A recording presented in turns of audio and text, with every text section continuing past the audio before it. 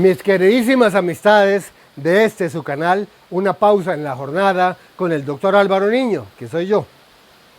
Yo sigo empiñatado con ese ejemplo de vida, con ese testimonio de servicio, de integridad, de historia de la doctora Yolanda González, directora del IDEAM.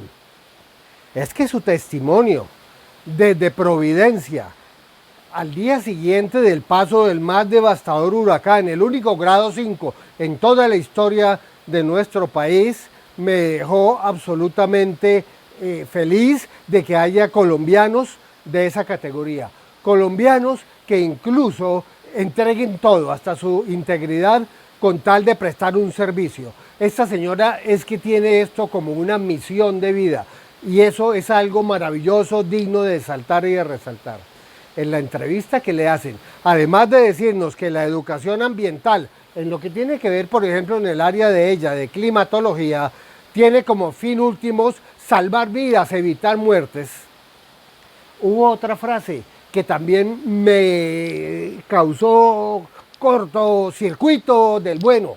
Esta frase es: la educación ambiental busca bajar todo el conocimiento de la ciencia para la mayor cantidad de población en todos los escenarios y en todos los tiempos, para que multipliquen y eso permita la resiliencia, la adaptación y la mitigación, que terminará salvando vidas. Entonces, la educación ambiental es un salvavidas, y no solamente de vidas humanas, de la vida de la biodiversidad, que junto con la civilización son las primeras y más grandes víctimas de los efectos negativos, ya prácticamente imparables, del cambio climático peligrosamente acelerado por la actividad antrópica, extractivista de combustibles fósiles utilizados para generar energía inmediata y barata, carbonizando la atmósfera. ¿Qué más ejemplo que el de esta señora, que nos invita a educar a las comunidades a todo nivel y en todo lugar y en todo tiempo para que se defiendan ellos mismos? O sea, en caso de que se destruya la telaraña, no vamos a reconstruir telarañas en el mismo lugar, vamos a fortalecer arañas para que ellos desde la iniciativa, desde el valor individual, desde el emprendimiento, salgan adelante y esto, que fue una crisis terrible, termine convirtiéndose en una gran oportunidad de dar un verdadero salto hacia adelante. Gracias, doctora. Personas como usted nos enseñan, nos estimulan, son ejemplos dignos de duplicar y algún día me gustaría conocerla en persona para reconocérselo. Pero mientras tanto, ha de saber que en la cartelera de personajes ilustres del Museo Comunitario Ambiental de Floridablanca, en donde ya está el exministro de Ambiente, Ricardo Lozano, en donde está Al Gore, Greta Thunberg, y aquí por Santander, Sandra Pachón y Lidia Santos, usted también tendrá un sitial, porque usted nos ha despertado, usted nos demostró cómo es que hay que afrontar este cambio climático, usted nos demostró que hay que entregarlo todo, usted nos demostró que esto es en serio y que puede matar, y nosotros no nos vamos a dejar matar. ¿Por qué? ¿Qué tal que esto se repitiera sucesivamente? ¿Qué tal que dentro de una semana llegara otra tormenta por el estilo? Sería el acabose de la civilización. Ya sería prácticamente imposible reconstruir esas comunidades porque la gente temerosa emigraría y empezaría antes de tiempo el fenómeno ya cantado por la ONU de los millones de desplazados climáticos, que la misma ONU calcula en 450 millones de personas de las ciudades de las franjas costeras y zonas bajas hacia zonas más altas para después del año 2030, si no hacemos algo para evitar llegar al punto de no retorno en cambio climático, donde ya será inútil cualquier medida que hagamos, porque los fenómenos de retroalimentación del calentamiento global, especialmente el descongelamiento del permafrost y la liberación de trillones de toneladas métricas de metano, más los incendios forestales en las temporadas secas harán tonto cualquier intento de la humanidad de descarbonizar, reduciendo o llevando a cero la carga de combustibles fósiles quemados emitidos a la atmósfera. Entonces, por amor de Dios, si esto es lo que va a pasar, si esto en verdad es imparable, a menos que tomemos medidas de choque duras, con el ejemplo de la doctora, con una gran voluntad política para descarbonizar, reducir las 4 huellas: ecológica, hídrica, de carbono y demográfica y responsable. A tiempo, nos quedan menos de 10 años. Ya seguramente lo que vamos a ver son inundaciones, con destrucción de toda la infraestructura de vías, de puertos, de acueductos, de alcantarillados, de deslaves, de caídas de todas las invasiones que se hicieron en laderas, destrucción de la economía, incomunicación, pérdida de las cosechas a un lado del país, mientras que en los llanos orientales, al mismo tiempo, una temporada terrible de sequía de varios años está provocando incendios masivos, está reduciendo la evaporación a mínimos, y al no haber evaporación no va a haber nubes, y al no va a haber nubes en los piedemontes, no va a haber aguaceros en los páramos, y el páramo, como lo vimos en el video con mis nietos, es resistente a los cambios de temperatura, porque pasa de 20 a mediodía a menos 10 a las 4 de la mañana, pero es muy sensible a la desecación, y por ser plantas eminentemente fibrosas, son plantas muy fáciles de quemarse, y un frailejón demora 100 a 150 años en volver a reconstruirse. O sea, con un solo incendio masivo, chao páramos.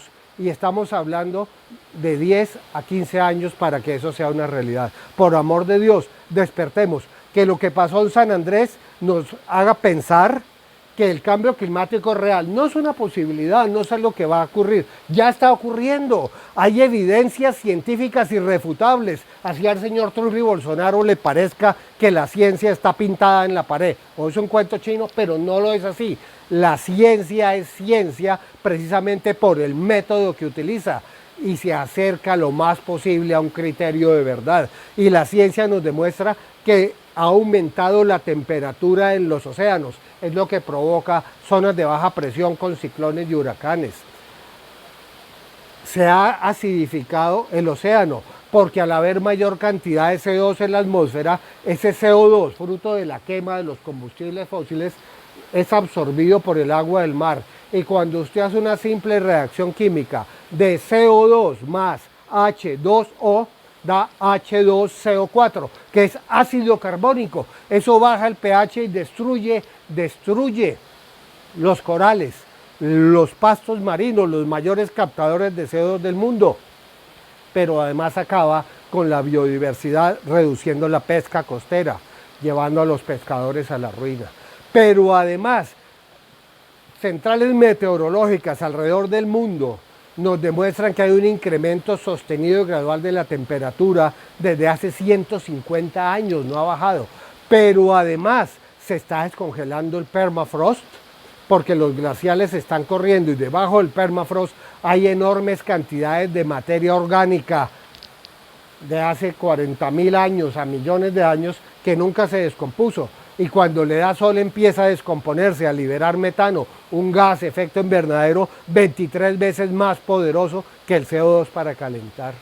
Pero además hay cambios en la salinidad, pero además se está viendo un incremento gradual año tras año del nivel del mar, haciendo que los alcantarillados de muchas ciudades, como Miami, estén teniendo serios problemas, porque el flujo ya no va hacia los depósitos lejanos de la tubería marina, sino al revés, y se está metiendo el agua salada a los inodoros. Cuidado con eso.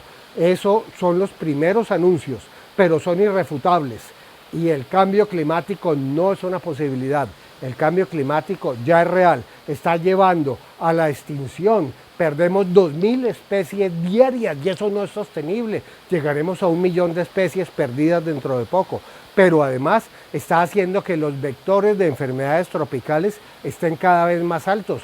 Llegará el momento en que en mi ciudad, Bucaramanga, vamos a tener malaria y fiebre amarilla.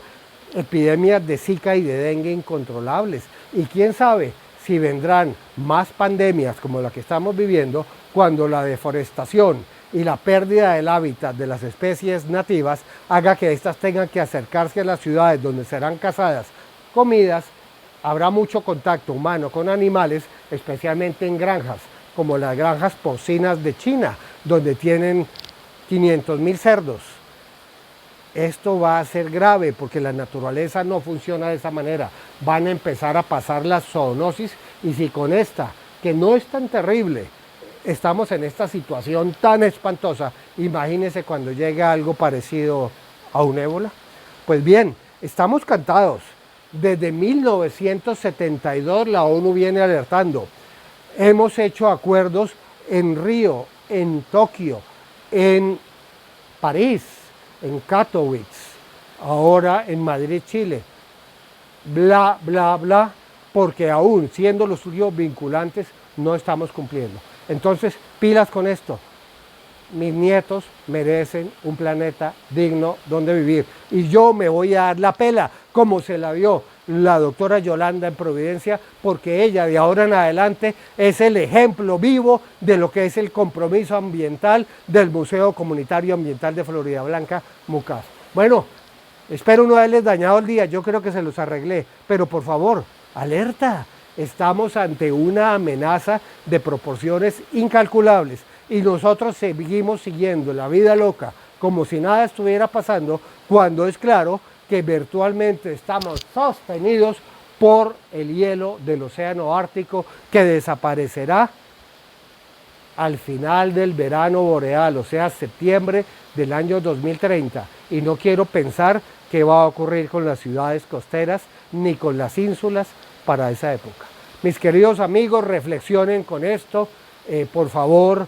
Estudien, hagan que sus líderes políticos promuevan la enseñanza de la educación ambiental orientada a cambio climático en todos los colegios y en las universidades, y aprendan también de la educación ambiental no formal que brindan los museos de ciencias naturales que tengan espacios para el clima, o como este museo de clima, el primer museo de cambio climático de Sudamérica y el tercero del mundo, que se encuentra en Floridablanca, Santander, Colombia, justo enfrente, y ustedes lo ven detrás mío, del Parque Natural Regional Cerro de la Judía.